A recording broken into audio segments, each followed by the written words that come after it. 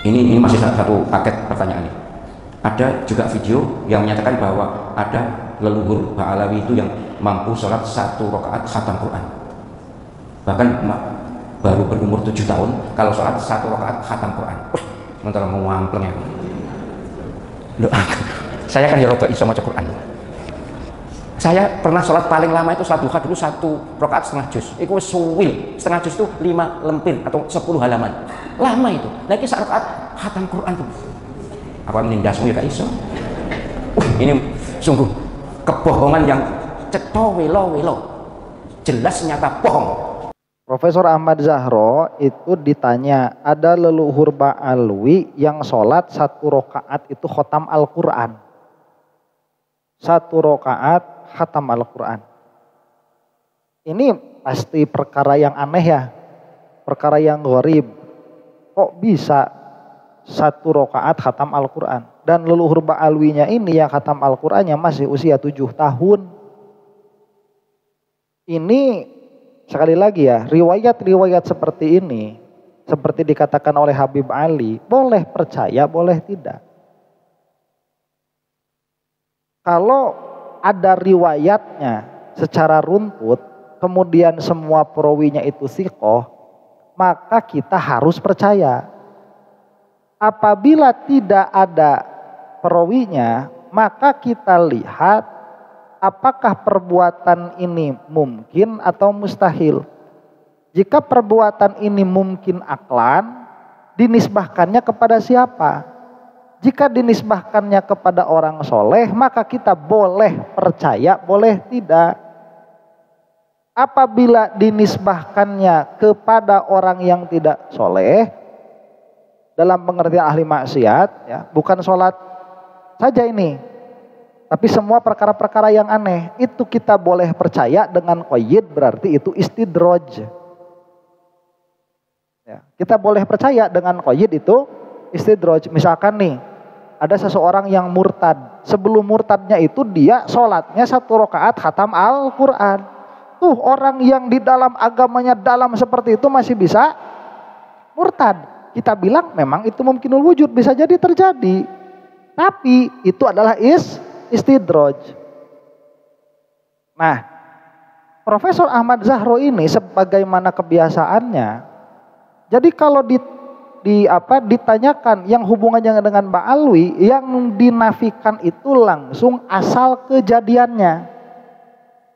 Ingat ya, perkara yang mungkin itu apa? Ma yutasawwaru fil aqli wujuduhu wa adamuhu bidzatihi. Perkara, kalau bahasa gampangnya itu perkara yang bisa tergambar di dalam pikiran, baik ada atau tidak ada karena zatnya. Kalau sudah pakai istilah manatiko, itu perkara yang bisa ditasdik, baik subut qodiyahnya atau nafi qodiyahnya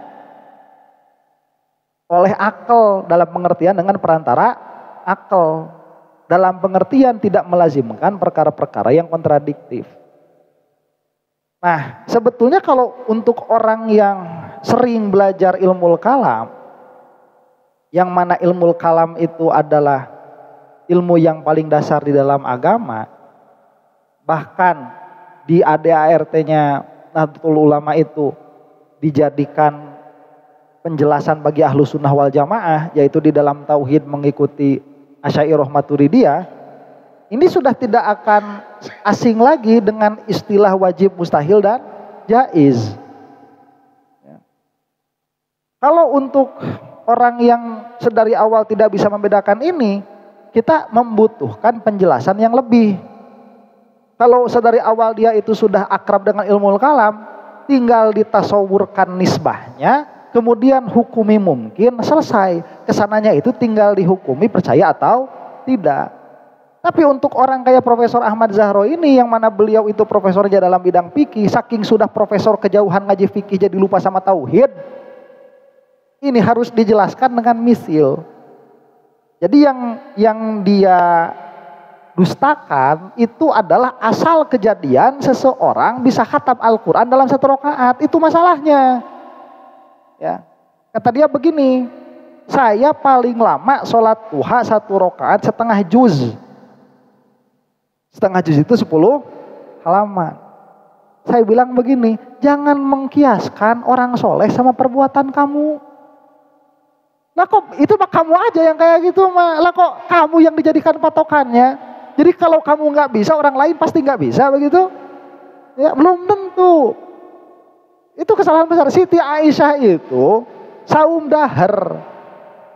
Puasa dahar, puasa bersambung terus. Saya mah boro-boro dahar itu 1 tahun, 2 tahun, 3 tahun. Ya saya mah puasa itu ya gimana ya. Ya kalau Ramadan aja itu sanggup 1 bulan nyambung. Ya kalau di luar Ramadan mah ampun-ampunan udah. Ya udah mau ngudud, udah mau ngopi begitu. Terus karena gara itu saya nggak bisa dilakukan. Kemudian saya bilang Siti Aisyah itu adalah kebohongan yang besar. Nggak bisa kayak gitu. Ya. Kemudian ada larangan di dalam Al-Quran untuk terlalu bakhil dan ada larangan juga untuk terlalu dermawan. Itu kan larangan secara umum. Kita kan tahu semua Siti Khadijah itu semua hartanya dikasih ke Rasulullah. Sidna Abu Bakar semua hartanya dikasih ke Rasulullah. Sidna Umar setengahnya dikasih ke Rasulullah. Itu adalah larangan umum. Kalau kamu di akhirnya akan menyesal. Kalau di akhirnya nggak bakalan menyesal seperti buat orang-orang khusus seperti Siti Khadijah dan Sidna Abu Bakar, nggak ada larangan. Boleh-boleh saja. Nah ini saya mau ngasih ini ya, mau ngasih kejadian. Yang mana kejadiannya ini udah nggak bakal bisa didustakan. Ini kejadiannya siapa? Kejadian Imam Ahmad. Siapa yang sholat 1 rakaat khatam Al-Quran. Wa qala an-Nakhai aidan haddatsana Sulaiman ibnu Rabi' haddatsana Habban ibnu Musa sami'tu Abdullah ibn al-Mubarak yaqulu qadimtul Kufata fasa'altu an awra'i ahliha fa ujiba Abu Hanifah. Jadi ini riwayat ya sudah saya sebutkan tadi. Yang menceritakannya siapa? Abdullah bin Mubarak. Beliau berkata, aku sampai kepada Kufah, ke negeri Kufah. Maka aku bertanya tentang penduduk Kufah yang paling waro. Siapa itu? Maka dijawablah orang itu adalah Imam Abu Hanifah. Wa qala Sulaiman ibn Rabi'. Malah berkata Sulaiman bin Rabi', sami'tu Maki ibni Ibrahim yaqulu, aku mendengar Maki bin Ibrahim berkata, jalastul kufiyin fama ra'aitu minhum aw ra'a min Abi Hanifah. Aku telah duduk bersama orang-orang Kufah dan aku tidak melihat ada orang yang lebih waro daripada Imam Abu Hanifah. Nah, kenapa Imam Abu Hanifah ini disebut orang yang paling waro?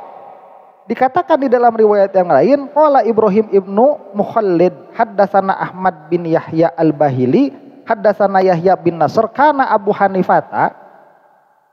Ada Abu Hanifah itu rubbama khatamal Qur'ana fi syahri Ramadan sittina khatmatan. Abu Hanifah itu kalau di dalam bulan Ramadan itu menghatamkan Al-Qur'an sampai 60 kali khataman. Nah,